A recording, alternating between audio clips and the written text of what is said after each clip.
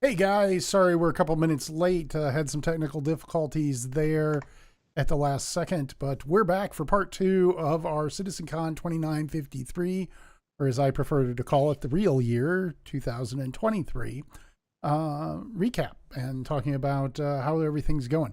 I'm going to go around the horn real quick and invite or welcome everybody that is on our panel tonight. Starting with Turin. Sorry about that. Hey, Turin, how you doing? Hey, how y'all doing? Good to be here. Good. You ready for tonight? Oh, yes, very much. And Hendrosa, how are you doing? I'm doing good. Thanks for having us back, Jay. Okay. And it's all Hendrosa's fault that we're late. He had Always technical is. difficulties. Always is. It wouldn't be a show without that. It wouldn't be. It wouldn't be a show at all. Nom, Right. how are you doing this evening? I'm doing good. Just looking forward to giving my uninformed opinion. Well, it's an informed opinion. You were there on site. All right. I wasn't. So. Yeah, you're right. Dema, how about you? How are you doing this evening? I'm doing well. How's everybody tonight? Doing great. Do you have any shout outs for the family tonight? My mom's doing better. Great. Right before Fantastic. last week's show, just before I found out she had a stroke. So I was checking my phone during the show. I'm sorry about that, but had to keep in touch with my sisters and they were going a little crazy. But she had a mild stroke and she's good. So Wow, great. That's great and wonderful news. And for his debut on the Hangar Ready Podcast is Havoc. Havoc, how are you doing today? I'm doing great, Jay. Glad to be here. So what most people don't know is you are the reason that ADI exists, largely. You were one of the people that dragged me kicking and screaming into starting Atlas Defense Industries. And you like to remind me every time. I do. But here's He a does. question. You saw the original presentation that we gave everybody. And Yes. what was one of the things that we said we wanted to do as an organization? Run a podcast, right? Absolutely. And so here you are for the first time on the podcast that you helped inspire the idea of 10 years ago or 10 years ago this year. Yep, absolutely. 10 years ago, it was just an imagination. Correct. But we've come a long way with almost 9,300 members as of this evening. Absolutely. So with that said, guys, we've got a bunch more to talk about this evening, and let's get started. So really what we want to talk about now is hangars and base building in tomorrow's universe. This was a great panel discussion, and I'm going to go to Duma and throw a rock at his head and say, how do you feel the shift from a mere departure point to a centralized inventory hub will impact player immersion and the overall game experience, Duma? yeah, I caught this one live at CitCon and I was really excited about it. And I think so was the crowd. Especially when they showed the freight elevator come down with your ships, your ground vehicles. That was really cool. Having a place to call home, maybe in a station in each system or something, where you can call up stuff or store stuff. I think that's great. And logistics wise, it's great for every player as well as orgs to have the ability to have homes in different places. So And what do you think about the actual base building? oh my goodness, yeah, that was really cool. I think that was even better looking than I had imagined it to be, because they showed us some really rough stuff that kind of looked like Tatooine mud houses, but this stuff was really refined and there was quite a few options for different things. The hydroponics tower was really cool. It was. Yeah, so it sounds like there's going to be quite a bit of complexity to that. As far as like farming and growing your own stuff, making your own goods, mining and whatnot. Really excited to see what they come up with. So I agree completely. Nom, this is actually your area of expertise in ADI as the senior director over commerce, industry, and manufacturing. How do you think these centralized, inventory and hangar personalization stuff is going to impact the game for your division? I think in just about every aspect of the game. Right now, I think the biggest challenge when they introduce this stuff is going to be the assumptions people have, they've gotten used to over the years. Now, we didn't have the local inventory before, then we got it. Now people assume that's the way things work. They introduce where storage is more physicalized. We don't have this magic inventory you can move Magic all bag of from holding. or into. Yeah, bag of holding. So you're going to have to put it in the lockers. At the same time, this is going to open the door to new mechanics where you have your gear locker with everything you need for going out to mine or whatever. You'll be able to have preload setups in a particular locker for that kind of thing. Same goes for weapon loadouts, everything else. And for whatever, you're going to be able to better have those abilities. Then you're going to have, like I said, the personal hangars where you're going to be able to. Right now, people don't take too much time curating what is where because it gets moved so often.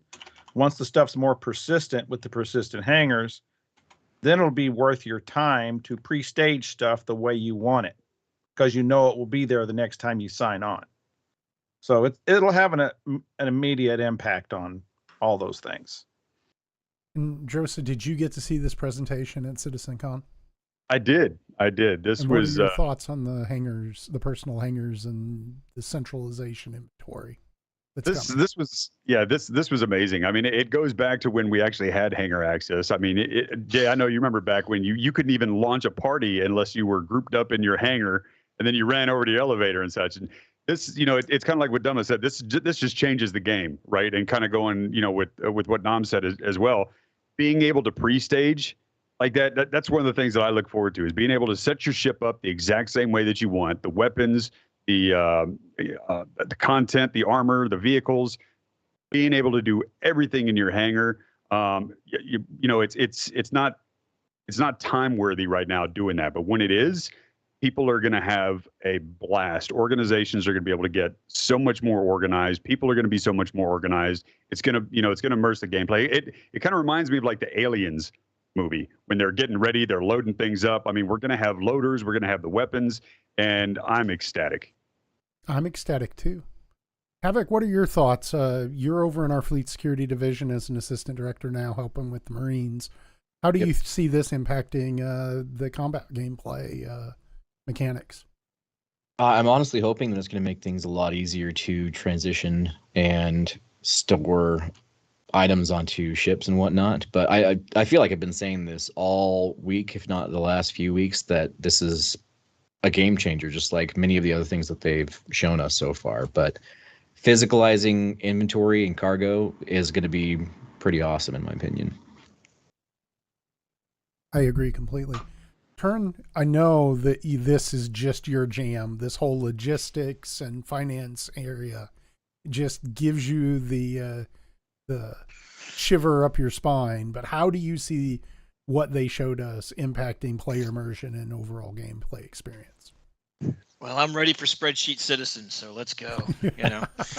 I think it is a big a leap forward in how the player is going to experience Star Citizen. Right now, I mean, everybody remembers the day before we had inventory. What'd you have to do? You had to go buy it every single time, and you just used it, and there was no place to store anything, etc. And then we get the inventory system. Now you're going to have the ability, with some time, you're going to have to spend some time to be able to put your stuff in each individual box. But now you're going to have a go box for when you want to go do bunkers. You're going to have a go box when you want to go do cargo stuff. I mean, it's going to be really good in the long-term sense. I think there's a lot of work up front, though, that you have to go through to be able to organize. I'm still a little uncertain how we're going to integrate it with an organization level. What's going to happen with are people going to be able to come down to a single hangar to be able to grab stuff out? That would be a really big game changer. I can see us as an organization having, lockers for, a lot of us have been through the military that you remember going through the line and saying, I need a size 5. Here's your shit, move, So you're going to do the same stuff that you in that sense with an organizational flow. And then it's going to be that we as an org can actually plan and actually, on behalf of our membership, have things ready for them which is what we should be doing as an organization, is making it easier for our members to get in and get going and stuff. But somebody's going to have to be putting that spreadsheet down. So it's you're going to end up being spreadsheet citizens. So I can't wait until we can pull guys in for a Marine mission or something and call up and have one of those big crates that they showed us where you can flip it open and it's just a gun rack full of gear and stuff, and be able to go, okay, here's a 4-man fire team or a 6-man fire team loadout. Grab your gear, anything you need, whatever you need, let's get it. And go. Yeah, or even better, you just tell the instructor or the fire team leader, hey, the red box over there, that's your team's stuff. Yeah, so he just hits it with his tractor beam, loads it on the back of the Valkyrie, and they're off to go. There you go. That'd be insane. That'd be insane. I agree. It'd be absolutely insane. It's going to be biggest thing, though. The biggest thing for me, the number one game changer that I enjoy or going to enjoy is I can load my vehicles now from my personal hangar. I don't have to fly down somewhere else to load vehicles on. I've got the ability to call the vehicle up that I need and put it right onto the ship. That's a big game changer. It's going to be a huge benefit. But while we're on this new personal and persistent nature of hangars, what potential challenges or advantages can we anticipate for players, especially in a large org, in terms of strategic gameplay? What do you see as both the positives and the negatives in this situation, Trent? And well, it depends on. Talked about this a little bit. So. Yeah, I guess it depends on if by doing this you lock in your logistics location to a single location. Therefore, if you want to, us being a larger organization, you may have to look into having additional sites through, in other places where you're going to have to put stuff. It's also going to mean that we're going to have to really think hard about where we want to begin most of our operations or our existence in Star Citizen from the get-go, because I think that initial launch is going to place a large asset load at that location, and it'll be difficult potentially trying to move it some other place. I agree, and it's going to be you're going to have to track everything. It's going to be a lot of moving stuff around more so than it is today, I think. Yeah, we're going to have to think internally of how we want to carve that up and carve that responsibility up, and it's going to be a lot based on how much SIG puts in permissions for various things. Can anybody in the party just go in and grab stuff? When I call up a box from my hangar, can Hendrosa decide to sneak off and go grab something out of the box in the back, put it on the thing? Oh, this looks good. Let me grab this, or something like that. Or is it going to be just I have to give permission for each individual box, or what? I think you can get too much down the rabbit hole in perms that it would really impact your ability to play. It's already kind of time citizen as it is, and you don't want to do too much more of that. Don't want to make it worse. No, I completely agree. I think my big concern in this space is how much time does it slow down from kickoff, plus and minus. Having to, right now the bag of holding is annoying in some ways and great in others. And one of the ways that it's great is, anywhere on the station I can hit a button. I have access to everything, so I can get dressed without having to go down to a hangar. Right. And this new system, we're going to have to pull everybody down to hangars. And it depends. It depends if they change. Well, Jay, it depends if they change where you spawn, because if you spawn in a hab that's right next to your hangar, it may not be a problem. Well, but what if you then have to travel to a different building on the tram to get to somebody else's hangar to take off? Right. And you and I have talked about this. How are we going to do that? I mean, how are we going to? I think it may initially add quite a bit of time, unfortunately. So, going back around, Havoc, how do you help run some of the Marine training? What do you see are the challenges and advantages to this, to members and players in a strategic way with these new elevators? I find it a lot easier to centralize things like ammo and weapons, so that way if somebody's running low on ammo or doesn't have an attachment, I can easily get it from just a box. But I was wondering how exactly that's going to work with it being so physicalized, and how we can store things on the ship rather than just moving, like you said, moving the items and specifically putting them on gun racks on the ship or in the armor hangar. I think the better option is you're going to be able to have a crate and throw the crate on and have ammo and water and, silence or suppressors and laser sights and the whole 9 yards. That would be the good thing. The downside is you lose the whole box when you lose the ship.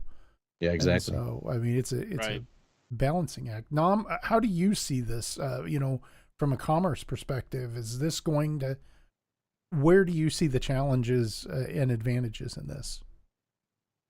Well, the challenge is going to be obviously, along with these hangars, is going to be physically loading your cargo into and out of your ship. So that's going to add time and complexity. But at the same time, I've seen people overload ships and get away with it.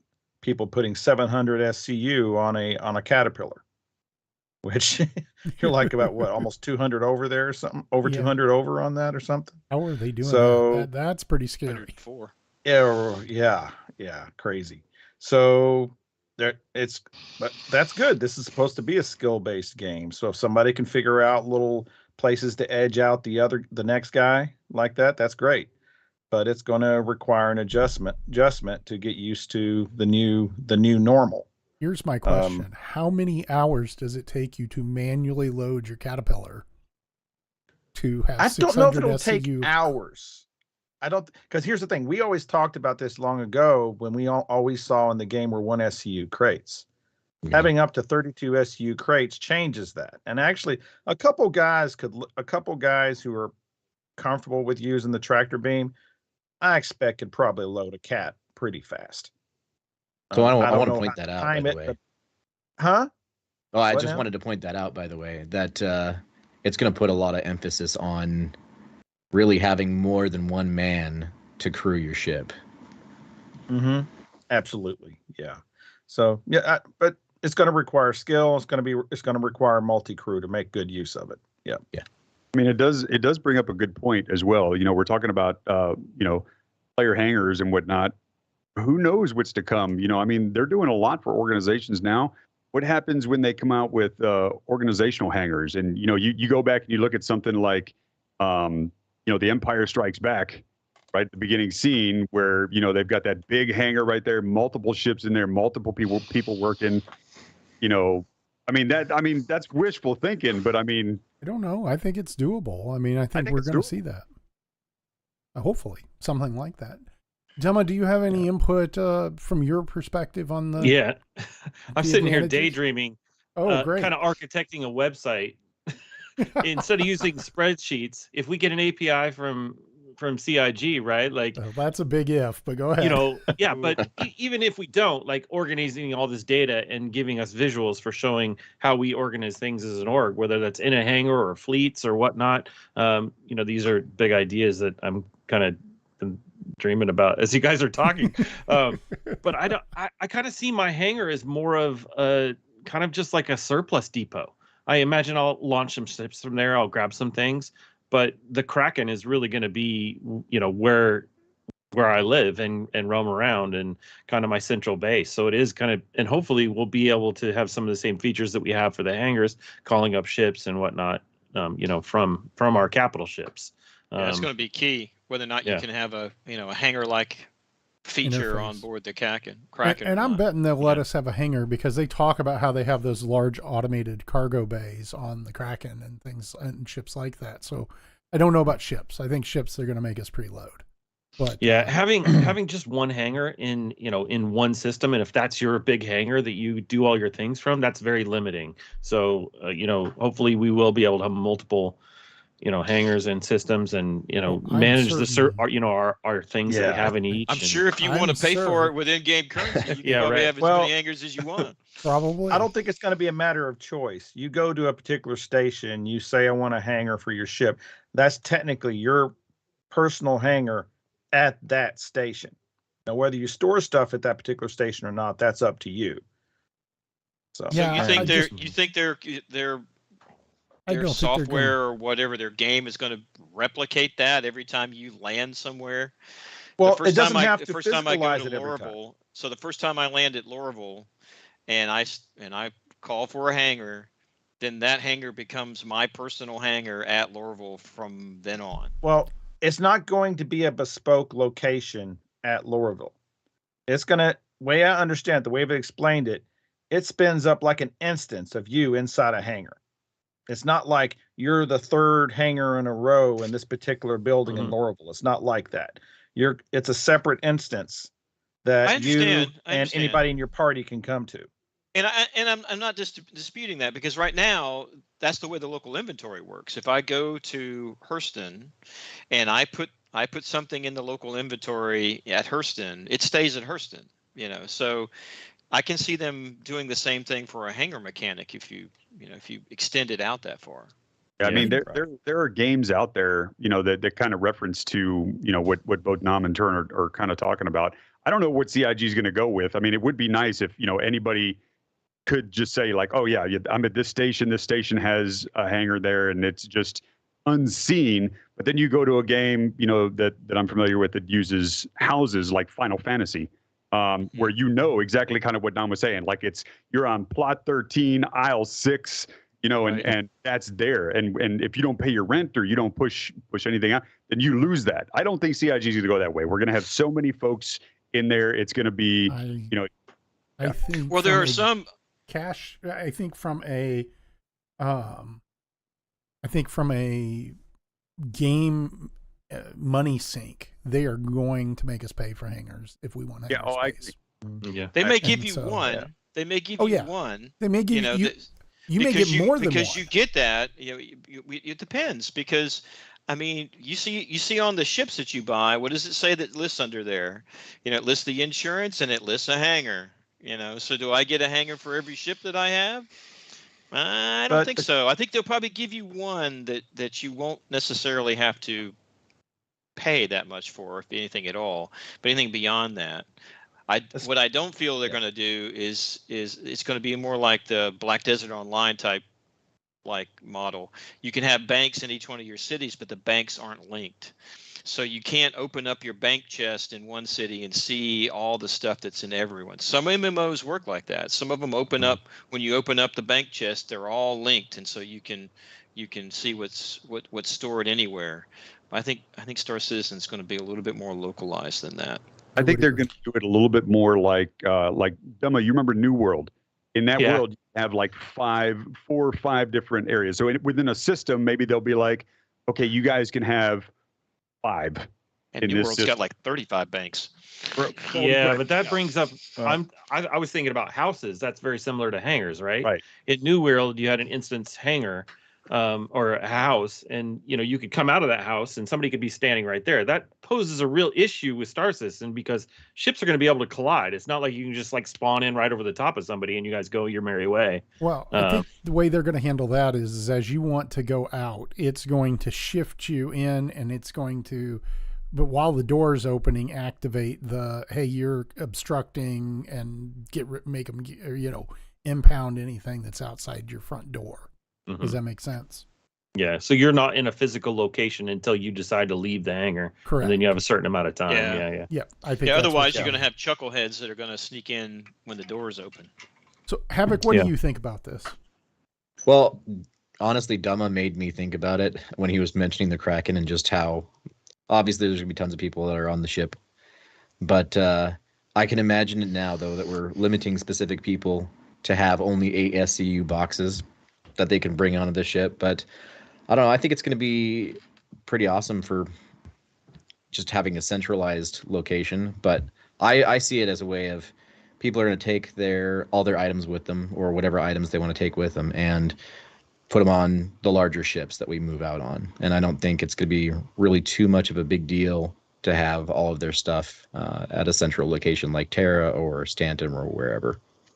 I think you're hitting on something there. It's a bit of something else. Hopefully they've gotten solved. They're working on is recovery, because right now the ships are so easy to lose, which is why people don't bother staging gear on them right now. Yep. Even if we have the hangars, that's not going to change. People still aren't going to trust the ships until we can consistently, game crashes, you load back in, you're back in your ship, and your ship persisted with everything that was in it. Yeah, exactly. And yeah, because it way too many reasons to have to claim your ship every session you're in.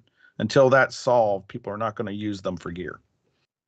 No, I'm I agree. scared. I lost 250,000 credits because I was loading some armor onto a ship and it didn't spawn correctly, and I had to claim it after the 30K. So I mean, I'm with you. It's right now the game's so unstable. Storing stuff on ships is scary, but they're going to have to fix that. And when they do, and the other thing is how long it takes. Right now, I have to go to the magic bag of holding and then drag it to another magic bag of holding. If I was able to buy 2 SCU crates or 4 SCU crates or whatever, and load my loadouts in there ahead of time and then just call it up, throw it in the ship and go, it'd be a lot better, in my opinion. Oh yeah. Can you imagine if they, because now when you go to a kiosk and you buy something, you tell it the destination that you want it to store. Can you imagine what it would be like if you could buy a crate, name it, and then go to the kiosk and buy stuff directly into the crate? Oh my God. Yeah, that would be that'd be great. Color code them or something. Yeah. Something. I don't know what it is, but You played Ark, that's what you do. Yeah, you send some poor schmuck to go color code all of the storage boxes in your base. Here's the color, and then you got a chart that you print out for everybody, and it's like, green boxes with gray trim is this item. Color coded zip ties. Yep. It's you guys giggle, but that's what we did in Ark. There'd be, we would have inventory day when we were base building, and they'd sit there for a half a day, and we'd put up 100 different storage boxes and color code all of them. Worked real well. Editing gameplay. I'm sorry, what, Nom? I was being snarky. Oh, okay. Yeah. Productive. I think he said productive gameplay. Or something productive. Like hey, it was productive because when you didn't have to go into the base and wonder where was the stone, so it was worth the investment. As J-Dam says, God, all the Ark flashbacks. Well, let's move on. Strategic importance of base locations. With the introduction of different security zones, high, low, and lawless for base building, adds a layer of strategy and risk assessment for players. Turn, how might these choices impact in-game economy, player alliances, and rivalries, in your mind? In-game economy. I mean, well, just the being able to make. I think I'll start with the bottom one first. I think the rivalry piece of it, it's pretty self-explanatory, because the three different levels of location security that you can put your mark in the universe, so to speak. Yeah. If you go to the one that's basically no claim at all, which I take as being a system that no one controls. It's not controlled by a corporation. It's definitely not controlled by the UEE. And so it's basically, if you build it and can defend it, then it's yours. I mean, that opens itself up right there for all kinds of rivalries and alliances and things of that nature. The economy piece, I think, kind of comes into the second category, second line, because you're going to have to most likely build, at least in my mind, I think where they're going, most likely build reputation with certain corporations or factions, and then that way it'll help you lay down a claim, be able to defend it, etc. And that drives a certain economic footprint that you might be able to do. So maybe it's a faction that needs a mining post or needs something of that nature, or they have a demand signal for a certain type of resource, etc. So you can start looking and targeting your base output to whatever that faction needs. The most secure one, of course, is in the high risk or high security area. That is going to be where organizations and players put the things that they really just don't want to lose at all. This is going to be my base of operations for my high value stuff, or potentially also my storage for my high volume items, like, for our Marine section, we put all our weapons and armors and things of that nature, so that you not only know it's going to remain safe, it's also in a pretty secure spot that nobody's going to be able to take. I agree. Kind of quickly. And so from my perspective, when we talk about that high, I see that being your storage, and potentially things where you have refineries and things of that nature, where you're taking raw material and converting it to more expensive material. It makes sense to probably place those things in the high sec or high security zones and use the low and lawless for the collection of the resources wherever possible. Yeah, I guess it depends on what the manufacturing output is and what the demand signal for whatever corporation. You may want to end up putting your refinery in a potentially low sector if it means that you shorten the logistics change from moving the material to where it needs to be, So it'll be a cost benefit analysis for refining it, taking the raw materials, moving it all the way to a high sector space, refining it, moving it all the way back to something. Just depends on what you want to, what is really low about the low risk piece of it. I think in my mind, the initial one of that is it just means that the UEE is not going to come and help you. You're reliant upon whatever faction you're locating in, and I think as you build up reputation with that faction, you might get a better response. If you're just somebody that just dropped in yesterday, they're like, "Who the heck are you?" But if you've been working for us for quite some time and you built up a 5-star rating, might be a little bit more coming to help you. I don't know if they're going that route, but it would be interesting if they were. I agree completely. Dumma, what do you think as we talk about this, the strategic importance of bases? Yeah, the way you guys were kind of talking about it was a little different than what I thought I heard from Big Todd Pappy as he was talking about this. In that,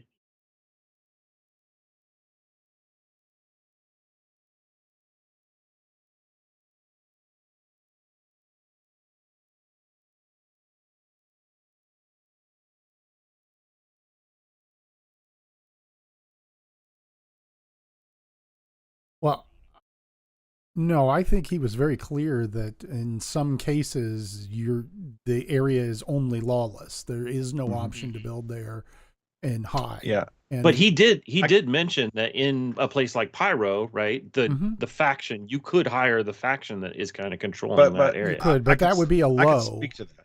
Does that make sense? Yeah, Nom, what's up? Go ahead, Nom. No, it's everything they said and looking over this, it's all based on who owns the land. You're basically buying a lease on that land from the owner. In the Stanton, much of these places, like on Microtext, is going to be UEE controlled and protected. That's where those are the land claims that people bought years ago. Is going to be the high sec land claims, and those are the only one that was listed as being invulnerable. How they got shields for protecting from ship fire, but how that applies to keeping out people on foot or whatever, that's not given. Well, but I disagree. It's going to be based on that land. And Stanton and Pyro, there is no UEE controlled territory, so there will be no high security anywhere in that system.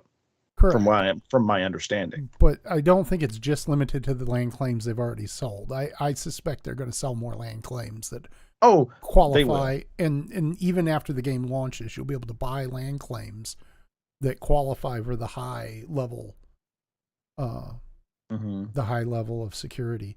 Yeah, because there's more UEE systems that they haven't released yet. So exactly. Right. Andressa, what do you think about this, and how do you see it impacting the game?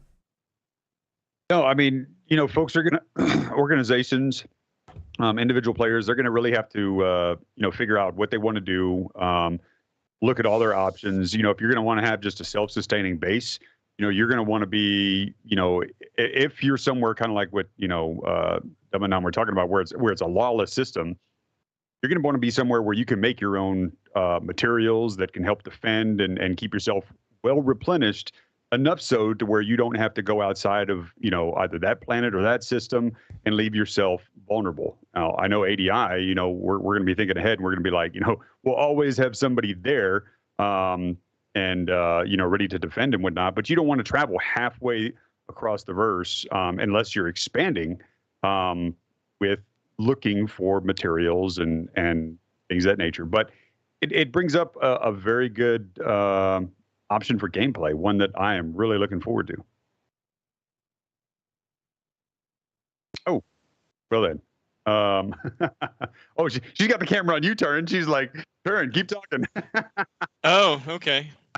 Well, what do you think about Hendrosa, though, about this? Let's explore just really quick about this 24/7, 365 type of operation, because when games like this launch, the hype is high. I mean, everybody wants to be in on it. Everybody wants to go. Everyone wants to do.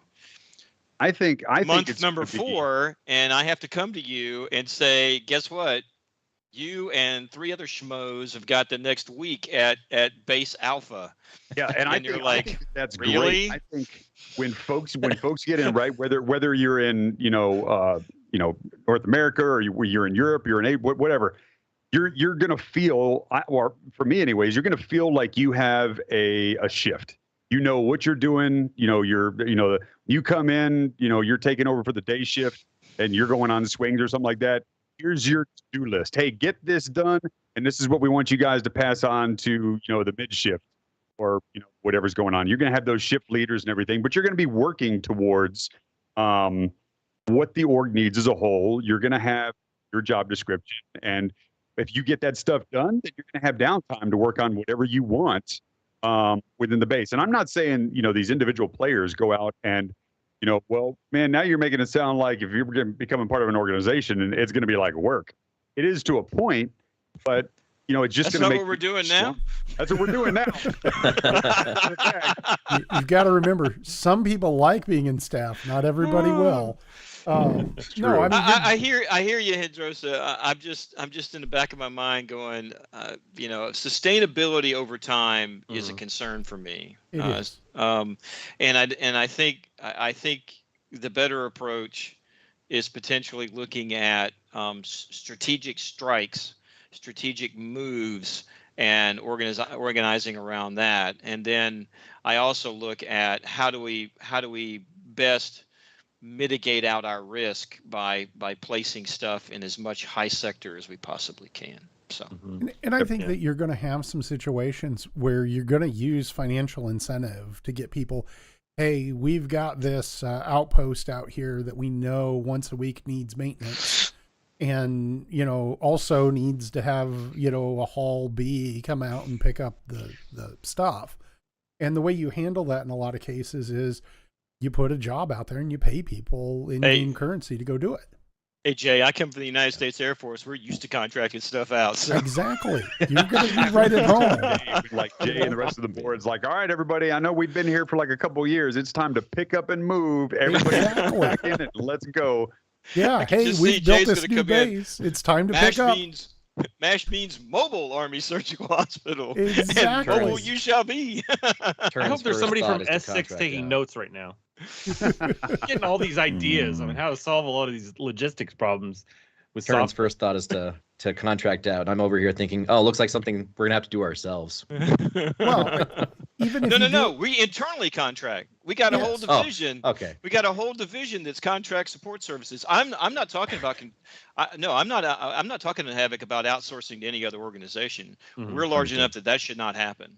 Yeah. We should be utilizing our member base, and I have no problem paying our members to do things on behalf of the organization, because there will be times when we have to tell them they're going to have to do something for us. I mean, it's going to be the Godfather approach. There may be an opportunity, there may be a time when I ask a favor, and this is what happens. But in the meantime, I think we ought to be leveraging our membership as much as possible so that they can get the benefit out of it and we can get the benefit out of it. Yeah, and we were talking about strategic locations and whatnot. I think it's going to be important that we have those unclaimed systems or those low sec or even no security locations, but have them be like one jump away from a high sec base that we have. That way we can have a centralized location where we hold all of our stuff. And in the event that anything goes wrong in that no sec or low sec area, we can just jump from one point to the other really quickly. Well, and I think that's obviously optimal, but sometimes we're going to have to play risk and it not be optimal. And so, we'll just have to balance that, that and the logistics and all the nightmare stuff that comes with that. And, see how it goes. And, we'll just have to play it by ear.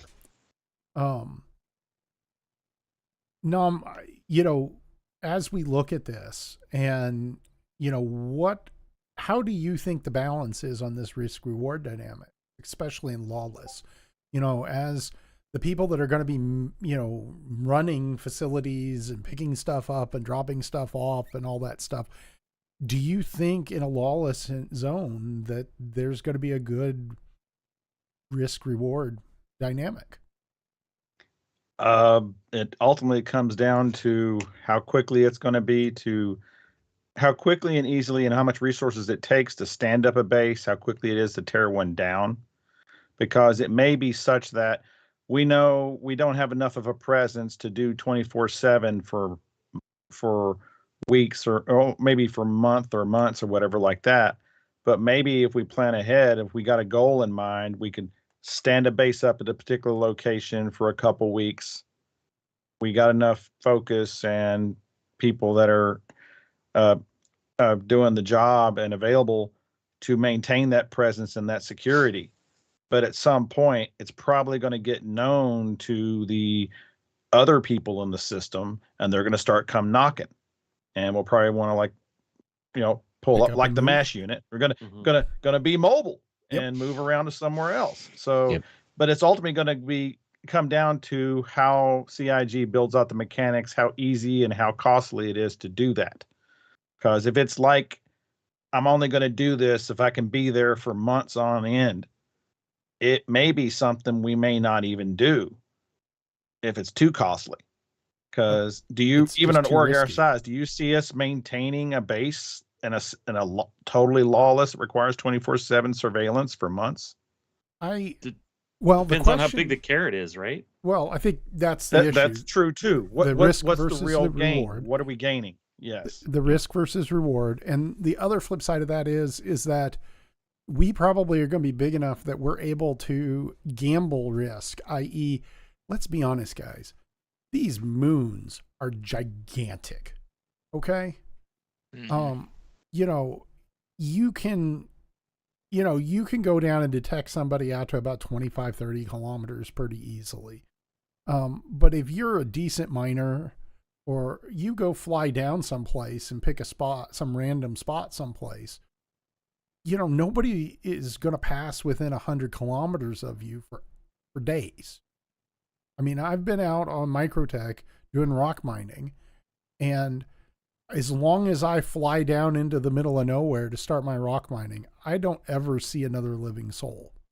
And I don't see that changing. I mean, I don't see it changing either. I mean, I'm sure they're going to get some ships that have better scanning capability, but you're going to have to be actively pinging and things like that. Yeah, but there's going to be a lot more in the sauce. There's going to be a lot more people though investing in that gameplay though, right? Looking for people, looking for things, and so there's going to be a lot more scanners out there with more powerful scanners than we have now. They talked about this at CitizenCon. Sure. But it's going to be harder to hide in some systems. But there's going to be hopefully 50 or 60 systems at launch or shortly thereafter. Being a needle in a haystack is not necessarily a bad thing. And that's part of your risk versus reward calculation. It's, hey, we can make a lot of money in a week. So let's protect it for a week and break even. And then however long it lasts after the first week or two, we just risk it and we take what we can. And it pays for itself. I mean, there's going to be some of that math that we have to sit and do where it says, okay, we've protected this for 2 weeks. We haven't lost it. We have made, 5 times or 6 times what we invested in it. But we're just not, we'll have somebody fly by once a day and make sure nobody's cracked open the egg. And if they have, we'll come out and fix it. And we'll just get what we can because it's all gravy. And Yeah, your big risk areas are going to be the choke points. correct. Correctly identifying the choke points and coming up with the plan to get through them. I agree completely. That is, the question of, do you send a ton of freelancer maxes or MSRs, or do you send a whole C? And, the risk versus reward and how safe the jump points that you have to navigate that whole C through are. Does it make sense to fly 20 MSRs or 100 MSR flights? Or is it better to fly one well-guarded whole C? And those are going to be, I think, our bigger challenges than the protecting the mining outpost in the middle of nowhere that somebody might fly by once a week kind of thing. And, you put up some protection turrets to keep them a little bit at bay, right? Go ahead, Dom. I'm sorry. Go ahead now. There's protection's a key issue too there, in Pyro, especially a system like Pyro, because which faction or company owns the land that we're buying like even a low security plot from, if we do go with that? Because you might end up, you're going to have to it's going to be calculated in some systems, having to decide which faction am I going to be friendly with, and I have to maintain a friendly relationship with them so I have their protection and backup should something happen. Well, You can always go totally lawless, but that low security protection may well be worth the trouble to maintain like good relations with Rough and Ready or whoever. well, and How is it going to impact your reputation with the lawful systems when you come back? That too. And I think I have a feeling it's not going to be black and white. I agree. There's going to be a lot of gray. I think that one of the things that you're going to find is, being in a big org, we're going to have people in leadership positions that have excellent with Rough and Ready, and a different person that has excellent with, some other faction in that solar system. And the advantage of that is that we'll just have that person be the owner of that base if need be. I mean, we've got a lot of flexibility. It's not like you're by yourself as an island. Does that make sense? And so we'll game that system, whatever that system is. I mean, we've played multiplayer games where there's been faction systems, and we just game them. You've got one guy who's really good with that NPC faction and another guy that's really good with that. And we just use them as the conduits to buy stuff and access stuff. So I think we can work around that. I guess I'm going to have to start building unit type codes for site the base, open the base, sustain the base. You're making me work. You're making me work harder. I am. But while we're here, let's talk about this. Blueprints, research, and fabrication seem to be a cornerstone of this new technology. This is all brand new stuff that's way beyond the Pioneer gameplay they showed us years ago. Havoc, how do you see the acquisition of blueprints shaping player interactions and missions? I think it's I'm hoping anyway. I'm hoping that when they start adding all these features and blueprints and whatnot, that we'll have unique missions that have unique blueprints that, some people may have worked their way up through the reputation system all the way up to 5 or whatever is the highest at that point in time. And they have access to specialized blueprints that we can utilize their rep. Well, I agree. And keeping copies of them, squirreling them away so we can use them over and over again from the looks of things. Yeah. Nam, what about you? How do you see the acquisition of blueprints shaping player interactions and the kinds of missions that we're going to have to go on? Well, what he said there, but it's also sky's the limit apparently, because they talked about getting blueprints all the way up to including ships. From handguns to ships, you're going to be potentially able to make. That totally puts on its head some of the stuff we're used to, where I got to earn up money to get a ship. Now it's going to be, maybe I can craft one, or or building up these bases we're working on. Maybe a base to where like we're preparing to have the resources to churn out a bunch of ships we might need because we know we're going to be burning through them in a particular operation. I agree. All of these are going to make logistics that Turn's going to own much more complicated. And let me go over to Dumma and ask him, how do you see acquisition of blueprints shaping us from a programmatic and logistics standpoint, i.e. keeping track of them? No we audio. can't hear you. No Uh-oh, audio Dumma. there, Dumma. Yeah. Who? I don't know. I mean, it depends on, Is the your mind limitation racing? what? Is your mind racing with the thought process? Oh about- yeah, blueprints, like depending on what they cover and what you need, like you could build a ship with them, you could fabricate a building. Are they going to be recipes for your fabricator to take space whale milk and make it blue? Who knows, right? Like, but the implications for this and how this affects a lot of different gameplay loops, like trading, exploration, FPS missions, faction rewards, science, researching, and crafting, like all this, all these gameplay loops that it can have it tie into in different ways, whether it's through rewards or I have to go find this thing, searching for it, loot boxes, and then it can boost the economy, like people trading these recipes and blueprints. Oh my gosh, it's just like, yeah, I love this idea. Kind of the way they're handling it and how you can acquire these things and to make the things you want in the verse. It's really cool. It's going to So, be Jay- fascinating. Yes. So Jay, I want to ask a question to the guys who went to CitizenCon.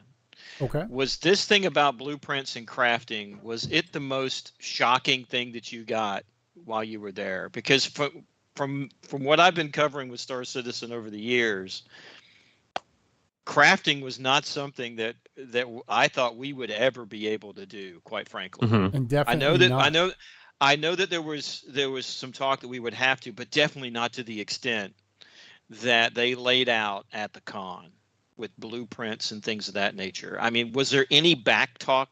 Was there any, bar citizen kind of conversations about how they came up with this revelation? Because it is a big reveal in my mind.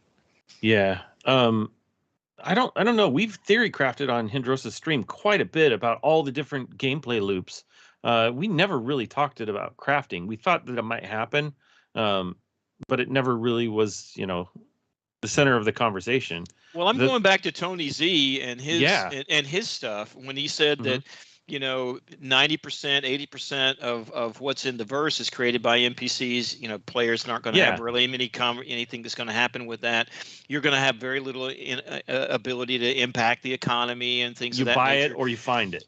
Right. The original plan was that they would be dropping down refineries or manufacturing centers, and there would be a demand signal that would run as part of an algorithm that they had within there. And they may still be talking about that, but we mentioned last week that there was no Tony Z presentation this time, something that has been a staple for the last 3 years. And so to me, that was the big reveal. And I just wonder, did anybody press these guys on this? I mean, what are you talking about? Crafting? I didn't really talk about it in the conversations that I had with the devs.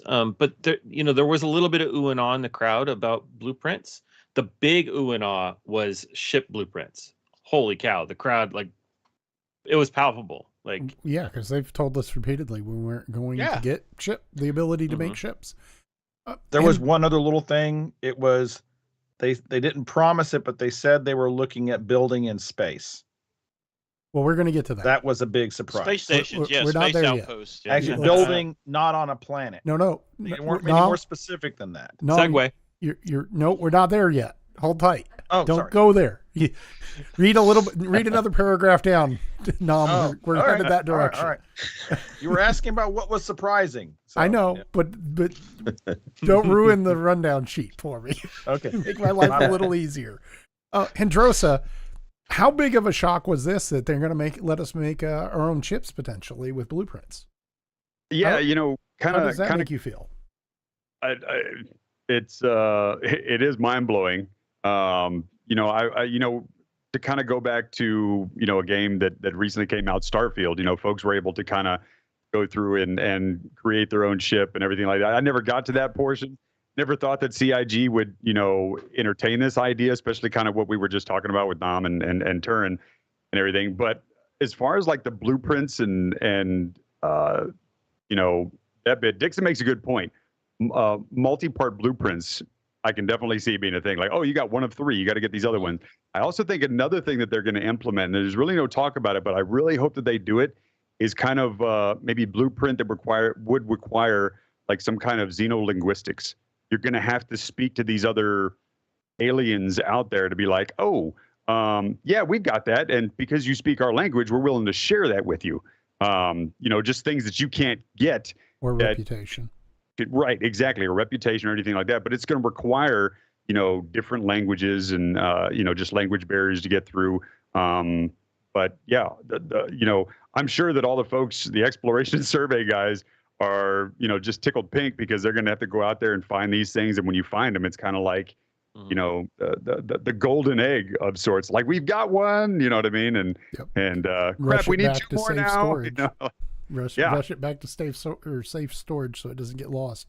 It'll be like the Coca-Cola formula. We're going to lock it behind all kinds of doors. So exactly. Just a real quick question before we move on. Show of hands, how many people, go to the 6th screen, please. How many of you think Starfield played some part in the decision to allow this extensive of base building and to allow the building of ships? None whatsoever. They already had it. I honestly think that was one of the reasons. Well, keep in mind that stuff was out a year ago, all that information. Yeah. So that I'm just saying, I think it probably played some part.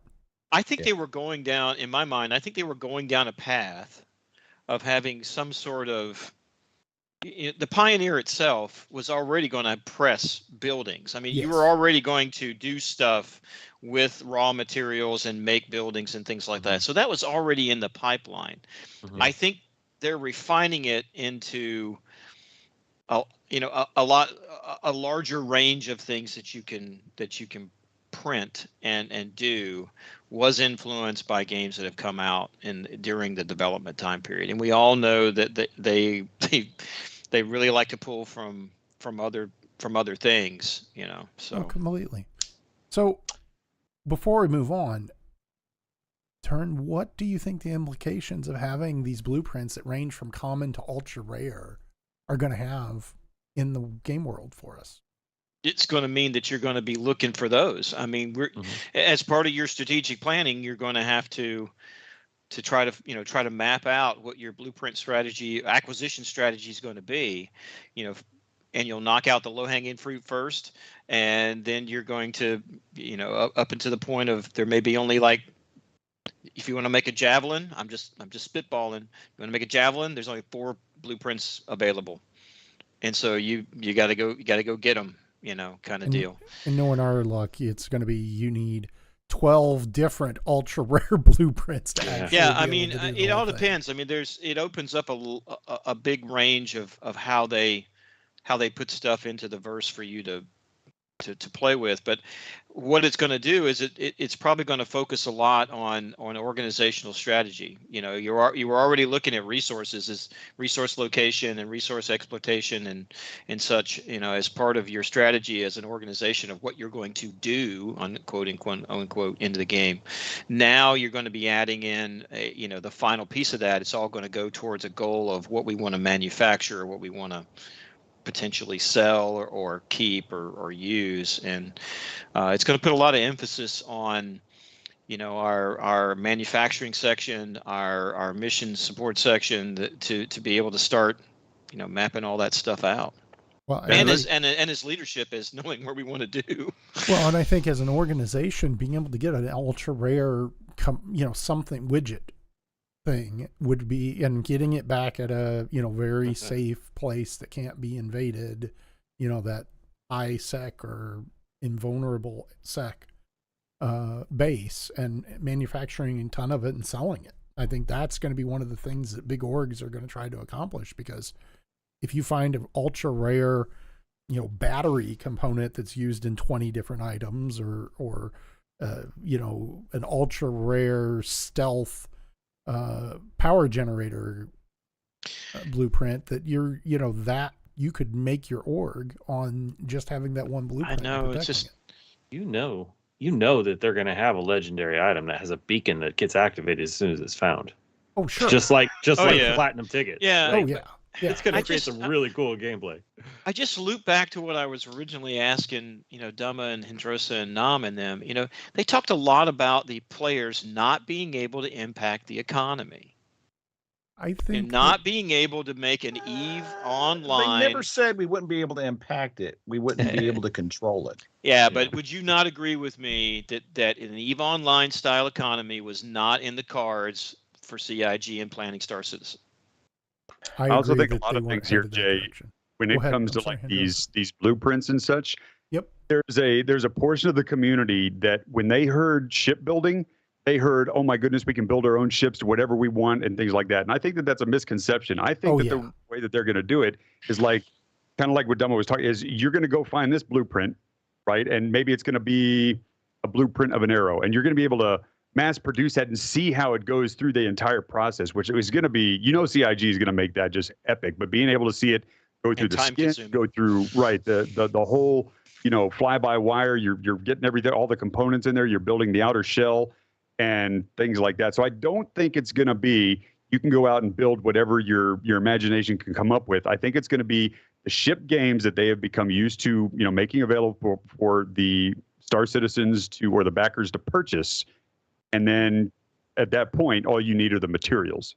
Yeah. Well, but my point being is that, let's not worry about that. Let's worry about a size 2 shield generator, ultra rare blueprint, because that's something all ships of that, that use that size shield generator could use. But That's I think where, at this point, go ahead. I'm I sorry. think that is a great point. But I think with like the mass production, being able to have a Pioneer or whatever crank out, like, next thing you know, we don't necessarily have to like go and spawn them as a backer in the verse. We've got 10 arrows sitting out on a flight line. They're there. We have to protect those now. But when we say scramble, you go scramble. There's no finding I bet a you terminal. I bet you're Jay's- going to have some kind of mechanism in it that limits the amount that you can craft off of blueprint, and that would help to not affect the economy the way we're talking. Duplication. And that's an Can you EVE copy it? online feature. That's an EVE feature that you Oh, only okay. get so many runs in a blueprint. But what Jay's talking about is, giving an org the ability to corner the market on the best size 2 shield generator in the sector. I agree. Well, I don't even know that You know. it's going to give you the corner of the market. Just the fact but that you can, could. if you could make a bunch of them, even if it wasn't the absolute best, being able to have the resources that a large org has so that we could make a bunch of them. I don't think that it skews it where, Billy Bob can't go buy a nice one from the store on Area 18. You could go buy one there, but for twice the expense, you get this souped up one. And, there's only 4 or 10 or 20 of these blueprints. Big orgs are going to want to battle over those and get their hands on them because they are in the position to be able to do the most with it.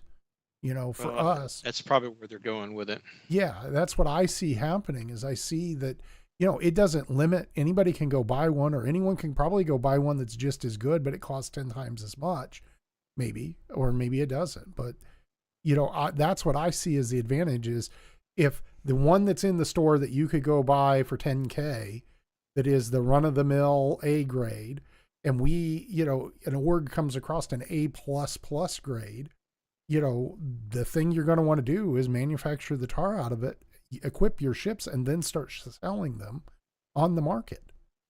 Are people going to be selling those blueprints too? If they're just somebody who solo plays, they can't. Exactly. They don't care to deal with the building. They'll be able to name their price for that thing. They will, and and can they keep it, and can they transfer it safely? There's going to be all sorts of logistics in that space that I see that are just huge.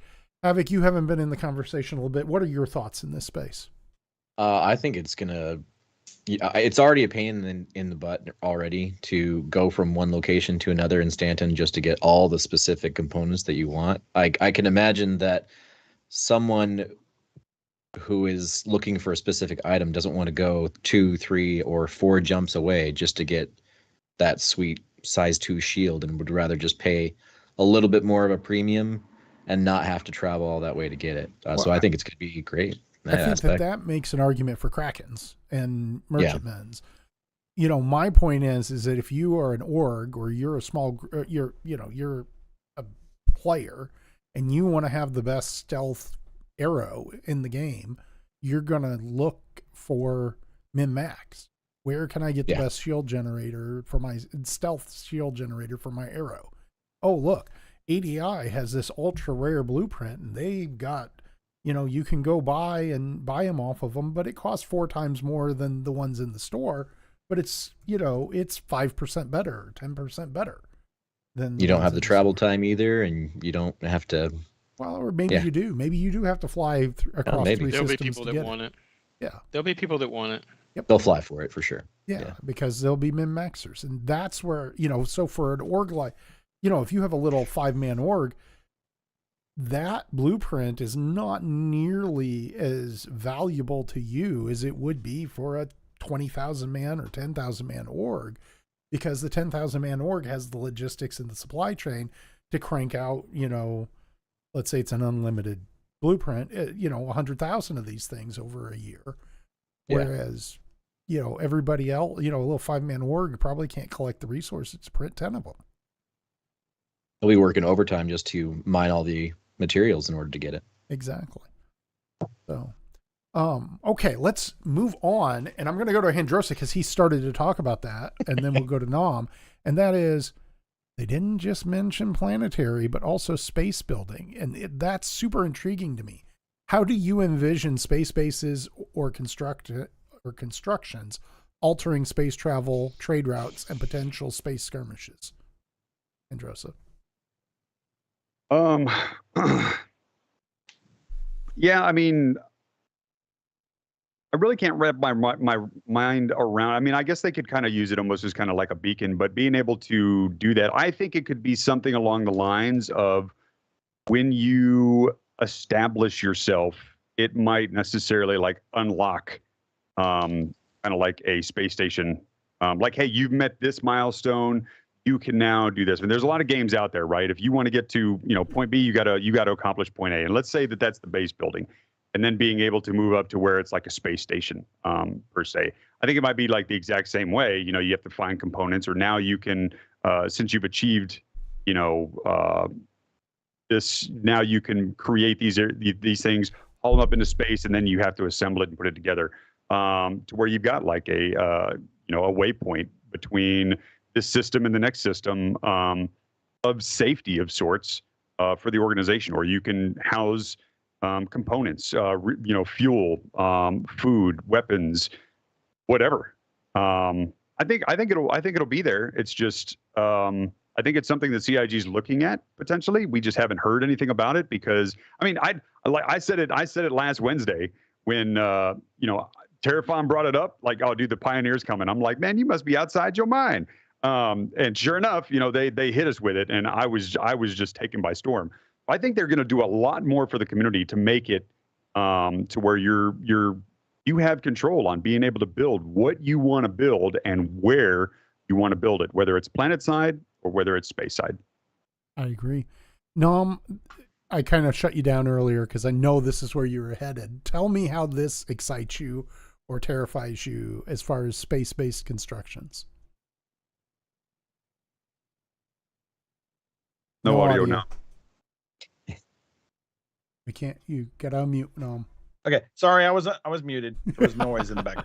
I'm only excited. I can't think of much downside. It's there's more to do, but at the same time, off the grid. Okay, I know people. There are a lot of people out there. They want to have their little hunting lodge somewhere, but on the planets, any of the planets, that's going to be hard. Now, if it's high sec, you're pretty safe. But if you're having to do low or no sec or null sec, if it's on the surface of a planet, eventually a player is going to find it, right? Because when meshing happens, the player density is going to ramp up. It's going to, because there's going to be a lot more people in a much smaller area. Somebody's going to stumble on that base. But now that if we're able to build out in space, random places, that exponentially, I guess, increases the space that you could hide in. hide a little something, and you can do a low cost nullsec outpost somewhere, and it's reasonable to do. You could actually reasonably have a hidden nullsec base in Pyro, and if it's like a huge asteroid field as big as the what is it, the name of the belt in Stanton? I mean, something Aaron like that. Halo. The Aaron Yeah. Halo, something like that. I mean, it's a needle in the haystack. So you could build yourself a nice little off the grid base and be 99% certain some random's not going to stumble on it. You might get unlucky, but odds are you'll be fine. Or if you plant a few of them around the system, you're always going to have a refuge to go somewhere. Yeah, we were kind of talking about this the other day on the stream. Terraform brought up a good point. When, we're out there in the verse and such, unless you're going to a populated area, a planet, a moon, or something like that, you're really not going to come across anybody. And I think I'm right on point with you with that, Nam. I agree completely. Yeah, but Right. player density is going to be a huge problem after meshing is in. So anything like that allows you places where you can do this will be great. Havoc, your thoughts on being able to build in space and the potential impact that has? Yeah, Gnome pretty much hit the nail on the head for me. I think it's going to make it easier for massive orgs to pretty much hide in that system and be unlikely to be found. I wouldn't say completely impossible, but because we don't know what the scanning gameplay is really going to look like, long range scanning anyway. But I think it's going to be a better location for people to put most of their org in a station far away, maybe in some type of asteroid belt or gas cloud. That way they can go to their outpost on the planet and whatnot. That way, it's easier to hide in space than it is on a planet. I agree. Turn, how do you see this? And let me throw a curveball at you. What do you see as the challenges and advantages that this brings compared to planetary bases? Advantages and, well, a lot of disadvantages is you got to watch a lot more different angles of approach and things of that nature. Advantages would be being able to hide it more. I think I agree with Havoc. Being able to place it somewhere that is even more remote. If you go to the Aaron's Halo, you're not going to be found unless you just you just seriously needle in a haystack kind of thing. So I think you'll have a lot better ability to put high value, higher risk type operations in a space-based location, as long as it's one of those mechanics where you don't have to constantly refuel it and supply it and stockpile it. I think that may be the disadvantage, is that you'll have to potentially service it more frequently than, say, a planetary location. I agree. Dama, how do you see this space-based stuff impacting the game or construction? They've kind of opened this box now of building in space and then blueprints. So, mentioning being able to build ships. Well, you can't build all ships on the ground. You're going to need to pay, and the community is going to clamor, let us build capital ships. That's going to be awesome. You're going to have a place to build them. So then that opens the door for building space stations and places to manufacture these things. So I think it's going to be awesome. And I imagine at some point it's going to come. I agree. So while we're talking about this, as the game starts to introduce extractors, power generators, and even defensive mechanisms, hinting at a deeper level of resource management, how do you see players turn balancing between resource extraction, base defense, and sustainability, especially given wear and tear and potential attacks? How do you see that balance working out? I think players are going to have to pay a lot more attention to their equipment and to the general overall wear and tear of what they're doing.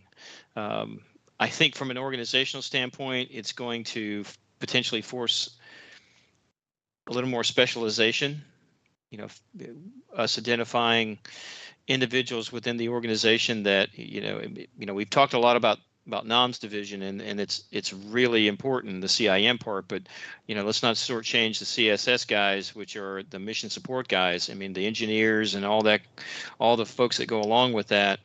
You're going to have to now factor into your gameplay checks of your ship, checks of your components, checks of your equipment. I mean, they're talking down to the FPS weapons. You're going to have to check to see, what's the actual wear and tear on it. Do I need to change it out? Not change it out? It just raises that level of awareness about your own items that you don't really have right now in the test phase. The test phase, the phase we're in now, your gun does, you can just dispose of stuff, discard stuff, things. It doesn't wear out. None of that really matters at the moment. I think you're going to have to really take a hard look at what you bought, how serviceable it's going to be, and work that into a schedule. And see, I view this as a positive because it's going to give you something to do while you're doing the 30-minute quantums or 15-minute quantums, other than just sit in the pilot seat and bow jack. Yeah, well, I think it's going to mean that you're not going to launch a multi-crew ship without at least one person on board that knows the engineering part of it and how to change out components and do that kind of stuff. I mean, you're going to either, as the ship owner, you need to know how to do all that kind of stuff. And I think what's unusual about it is the pilot right now is the most important person on the ship. You control the ship direction, you control the speed, and from a lot of cases, you control one of the major weapons platforms. The pilot is no longer, in my mind, going to be the most important person on the ship. It's going to be the commander of that ship and the crew that they assemble that is going to be, working in unison for that. And you're not going to launch a multi-crew ship without somebody who's rigged out to be your engineer, your repair guy. Otherwise, you're not going to be successful. You're going to the first encounter that you're going to get into, or 30 minutes into that, some alarm's going to go off, and you're not going to know what to do. I agree. Dema, how do you see this impacting this wear and tear and stuff impacting the game? Yeah, I hope it isn't too micro. Like, is it too time consuming for the person that wants to just fly single seater ship? But on the other hand, like, there are quite a few people that just geek out over doing that kind of thing, like maintenance and whatnot, live on the interior of a ship your entire Star Citizen career and could enjoy that. So I think it obviously brings really interesting twists to the gameplay, and in all kinds of scenarios, whether you're in battle or not. Looking at ground defenses, it just gives you another option, right? You don't have to have ground vehicles to protect yourself. You can establish that stuff at a ground base and manage it. So I agree completely. Yeah.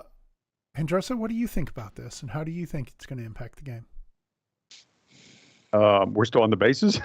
No, we're talking about space-based resource management, having to fix power generators and defensives and, balancing resource extraction and sustainability, using wear and tear versus attacks, those kinds of things. How do you see it impact? So I think it's going to impact the game for the better, kind of going what Turn was saying, you're going to have all those multi-crew ships. Everybody's going to have to be relied on to know exactly what they're doing, hence which is why we go through our training and such. And we're always going to have somebody backing everybody up, whether that's that commander on the bridge. The commander has to go somewhere else. You got somebody else who's second in command. You got a backup pilot just in case something happens. You've got engineers that can run all over the ship. It's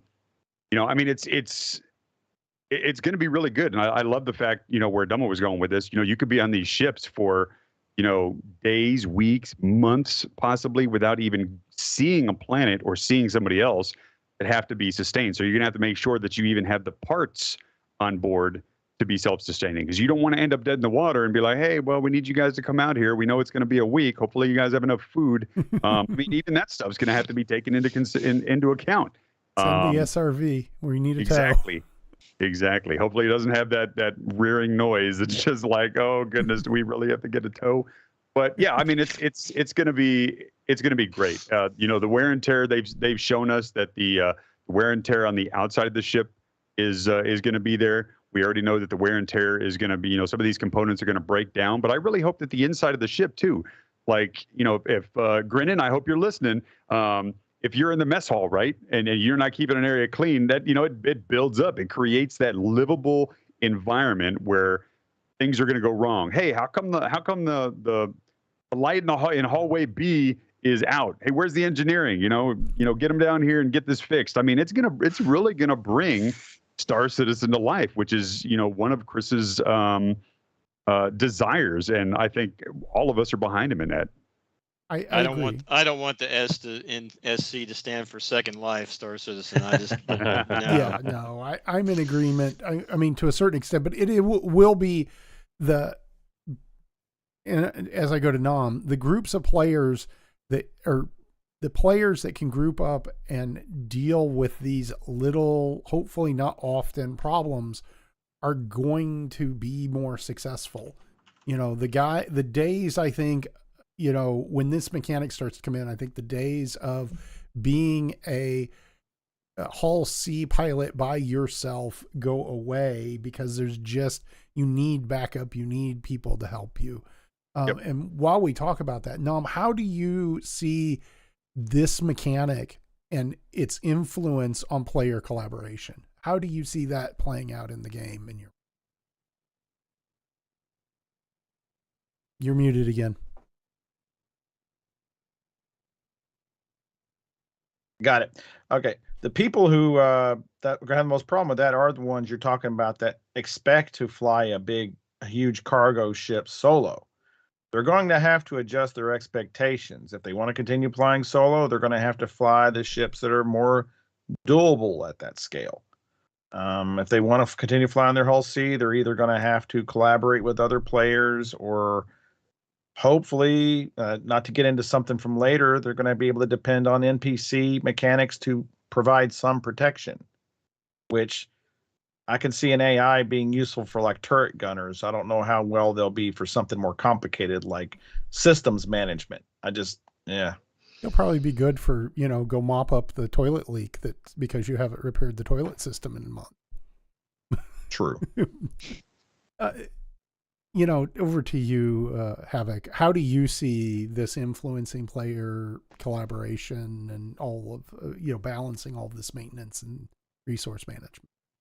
I really think it's going to put a lot more emphasis on hiring other players, especially if they haven't worked out a system for NPCs. I don't really expect NPCs being much of a use other than turrets. I'm gonna have to agree with Gnome on that. I think that people are really gonna have to use those beacons or post jobs and say, hey, I need a crew for this ship. We're doing this. And I think it's going to increase collaboration a lot more than what Star Citizen is currently doing, because beacons right now, beacons suck. They're a pointless waste of time. I hate them. But I mean, I think it's going to be great when they get to that point. And I hope it's not too much of a time sink. We were talking about it earlier with the wear and tear of equipment and items and everything. But I am also geeking out at just kind of thinking that I need to check my weapon and kind of break it down into parts and see which parts I need to replace. I don't know if they'll go in too in depth with that, but that's just a cool thought process. Just I think we're going to have to break down your weapon. It's definitely going to be on the Marine checklist of check all the weapons in the fire team and make sure that they're all clean. Oh God. Operational. That bolt carrier group is unsat. Fix it. Yeah. Well, I don't know that they'll make us check bolt carriers, hopefully, but they probably definitely will have the, hey, this looks dirty. Yeah.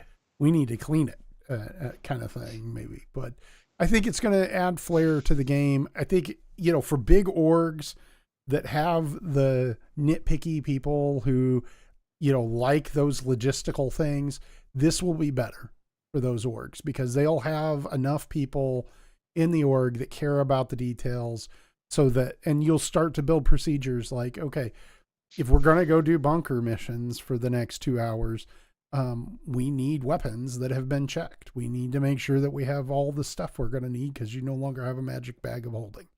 And so I see this. And not only that, the vehicle's got to be checked too. Yes. Somebody's got to go. Ship. Somebody's got to go check the ship and make sure everything's good to go and signed off. You know, you're gonna have to sign that 601. Everything's good. Oh goodness! Oh my God! No. Don't say that. Do not say that. Okay, guys.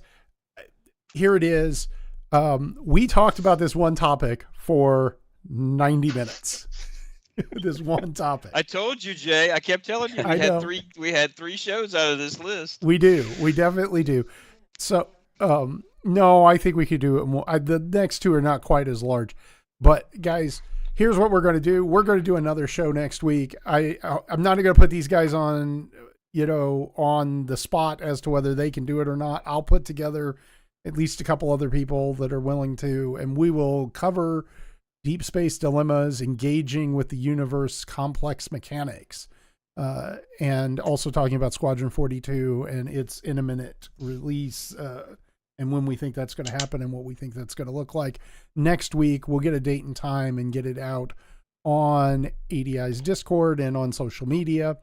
But if you have questions, comments, concerns, anything you'd like to hear from us, I'm going to give you guys a few minutes. Joni is going to go ahead and throw it up where I can click on questions, and I'm just going to go around the room really quick and, ask, starting with Androsa. Androsa, what was the most critical thing that we discussed tonight, in 30 seconds? I'd say the most critical thing is the planning, where you're going to want to be. For an organization, it kind of goes back to a game that we kind of started. Where do we go? What's going to be? Where do we want to call home? I think when the game launches, folks are going to want to know, where do we go? How do we grow? And then where do we go from there?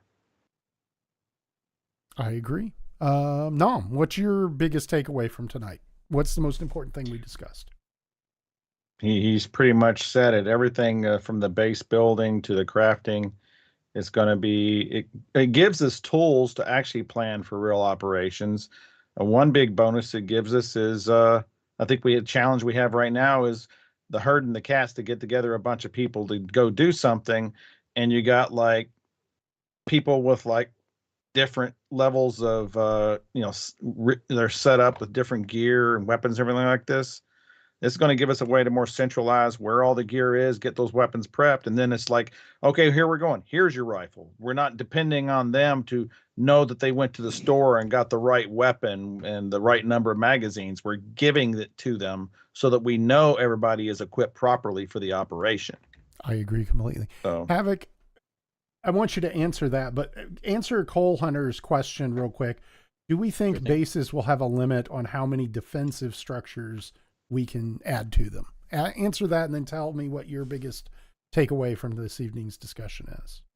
I wouldn't say it would be a number, more so just power. And obviously with outposts or base building, it's going to be a matter of just there is a limit to how much power we can have for the base. I don't think it's going to be a number, but I could be wrong. I'm not entirely sure exactly what they're going to decide when we get to that point.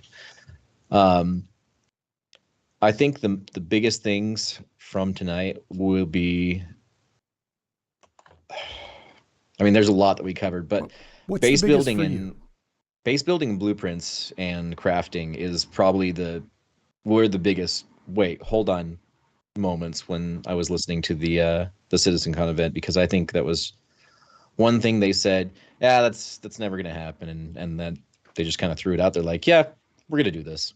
But I think those are pretty big. But Nam said it too. Just a simple matter of grabbing one box and saying, here, this is Team 1's box. Take it and go. You guys can sort through it while en route and get your guys outfitted. I think that would be really awesome. I agree. Turn Cole made another comment. Will we have to prioritize one side of the base over another? Do you protect the power generation more than the resource extraction?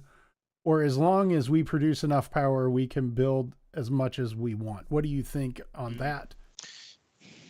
And again, Well, I guys, think real quick, hold on one second. If you have questions or comments, please go ahead and put them in the chat. We can see both the Discord chat and the YouTube chat. So put it in either one and we'll select it if you ask a good question. I apologize for interrupting their turn. No, it's all right. No, I think it all depends on, you know, how they build out the final mechanic for bases in the first place. But, you know, it all goes down in my mind that if you don't have power, you don't have anything. So, you know, you're probably going to have a prioritization list on what you need to protect and what you would need to restore, just like any base would have. There are certain things that you have to get up and running again: power generation, communications, base defense, you know, things of that nature that you're going to have to do. And so therefore the obvious flip side of that is those are the items that you're going to protect the most. So without the power, the manufacturing means squat. So I think it all depends on how the mechanic works. Okay. And which was the biggest thing you think is the takeaway? So for me, what I've sat here tonight and I've listened to, one of the things that we struggle with in a large organization, or even in the organization that we currently, the game that we currently have, is finding meaningful engagement activities for our membership and how we can effectively communicate and marshal our members working towards you know, a goal and playing with one another and building that camaraderie. As this rolls out, that's all you're going to be doing is we're now going to have a list of items, resources, jobs, functions that we're going to have to link together, and it's going to give us a lot of opportunity then to provide that engagement with our members and get them actively involved. I think to me that's exciting. So I kind of take it all wrapped up into one big package, and just being excited about the future. I agree. Duma, last but absolutely not least, what are your thoughts? What was your biggest takeaway from our discussion tonight about base building and blueprints and resource management? Additional thought on the whole: are they going to allow? You know, they're going to limit the amount of defenses you can have. And I think that is based on power, but also like resupply of ballistics and stuff. So there's a lot of logistics that could be tied to that might limit you naturally by how much you can have. And then, you know, looking at all these things, base building and the location of that, what Drosa talked about, that's kind of happens at a board level in the org. So less impact on me. Hangars, I'm going to be there to launch ships and grab some things and, go off in my fleet. So not really. Blueprints, really, like everything that we talked about, kind of centers, with the exception of hangars, centers around blueprints. And I think that's the biggest thing for me, is what that's going to look like, acquiring those, the gameplay implications that it brings in and how cool that's going to be. So I think that's the big thing for me, is blueprints. Okay. Let's go. I think that's the show for tonight, but I'm going to go around and give everyone one last shout out. And Drosa, you are our streamer extraordinaire in ADI. Give us a shout out about your streaming schedule and where and what people should take away to see you and get to watch you. Yeah, no, thank you, Jay. Yeah, I'm usually live over on Twitch Monday, Wednesday, and Friday. Tomorrow will be the last day for this month. My new fiance and I, we are headed out for the rest of this month.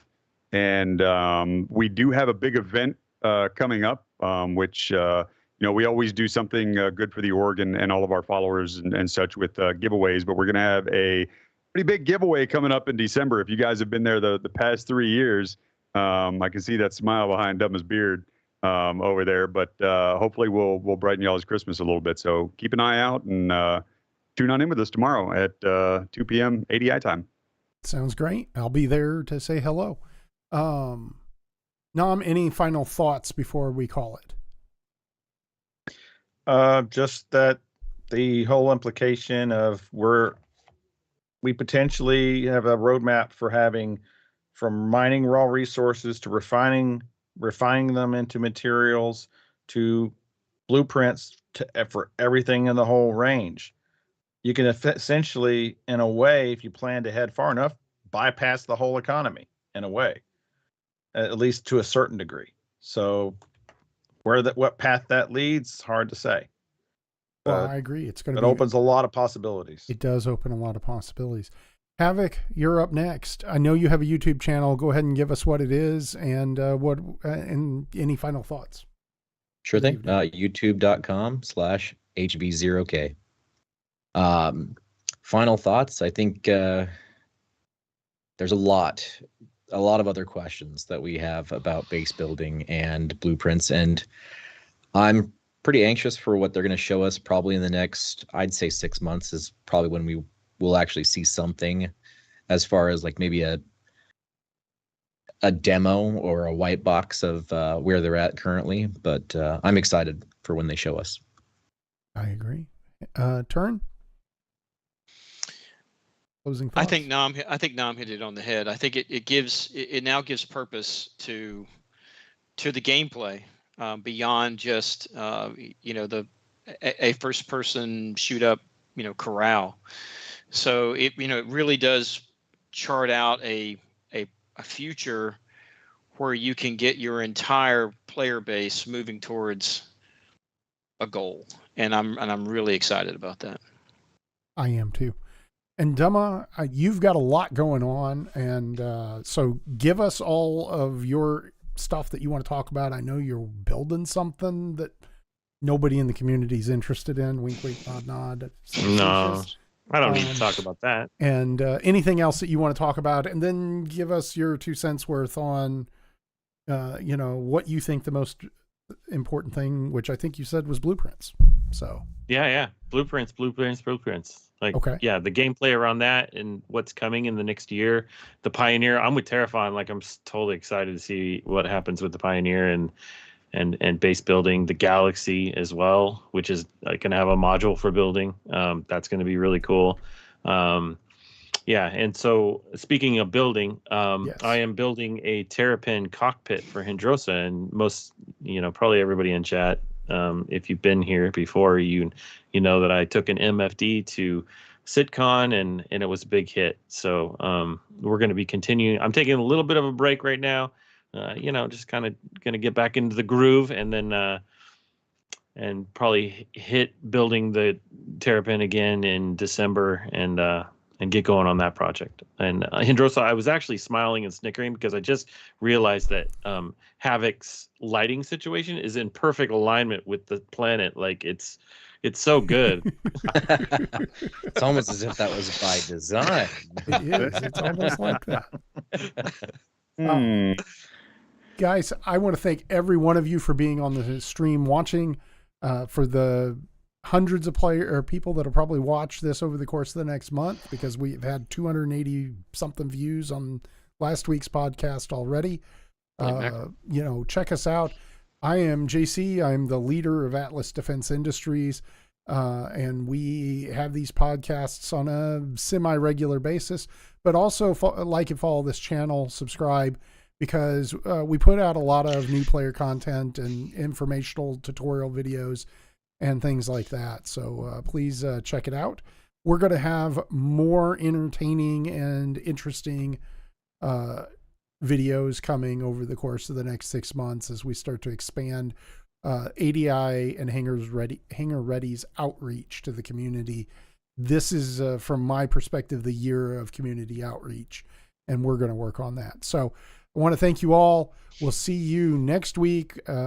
Keep an eye out on Discord. Again, check out the Hangar Ready Discord at discord.hangarready.com. And you can get all your information and give us ideas of things that we should discuss or pontificate about. So everybody wave bye. See you guys next week.